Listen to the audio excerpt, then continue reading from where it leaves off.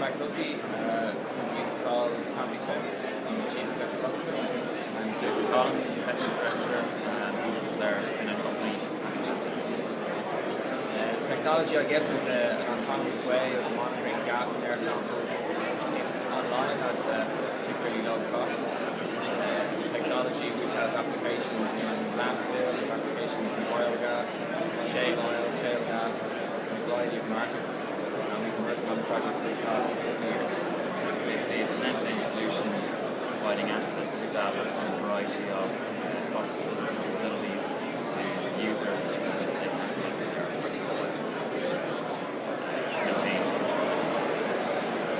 We went through Enterprise Ireland HBSU last year, which was really strong support.